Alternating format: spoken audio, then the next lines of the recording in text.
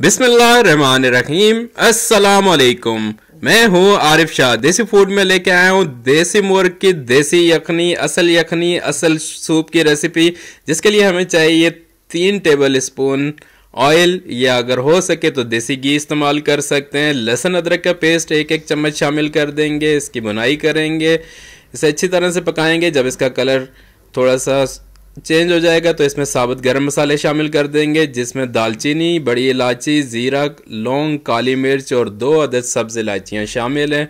अच्छी तरह से मसाले को फ्राई करेंगे कि जब तक कि हमारा लहसुन का कलर गोल्डन हो जाएगा, इतनी तक देर तक पकाना। अब इसमें शामिल करेंगे आधा चम्मच नमक और आधा चम्मच हल्दी का शामिल कर देंगे।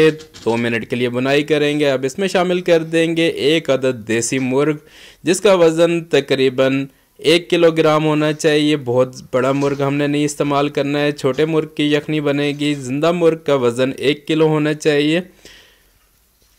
अच्छी तरह से 10 से 12 मिनट तक बुनाई करेंगे और साथ ही थोड़ा सा पानी शामिल करेंगे। पानी शामिल करके इसकी बुनाई करेंगे, कच्चापन ख़त्म करेंगे। बहुत ही अच्छे तरीके से 10 से 15 मिनट तक आपने पहले मुर्ग की बुनाई करनी है मसालों के साथ।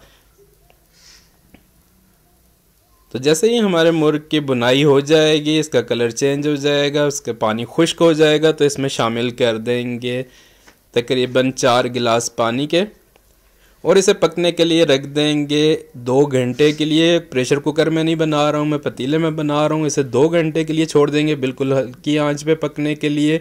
जितनी ज़्यादा देर तक पकेगी उतना ही अच्छा टेस्ट होगा। तो यहाँ पे यखनी को पकते हुए नाजरीन हमारे 2 घंटे हो चुके हैं और अल्हम्दुलिल्लाह बहुत ही मज़े की खुशबू आ रही है। धनिया पाउडर शामिल करेंगे, काली मिर्च शामिल करेंगे आधा चम्मच, और थोड़े से सब्ज़ धनिया के पत्ते शामिल कर देंगे।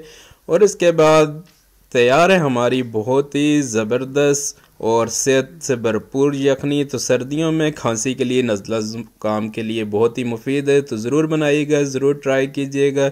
बच्चे बड़ों के लिए, सबके लिए फ़ायदेमंद है, सर्दियों का ख़ास तोहफ़ा है। वीडियो पसंद आई हो तो लाइक कीजिए, दोस्तों के साथ शेयर कीजिए, चैनल पर नए सब्सक्राइब कीजिए। अल्लाह हाफिज़।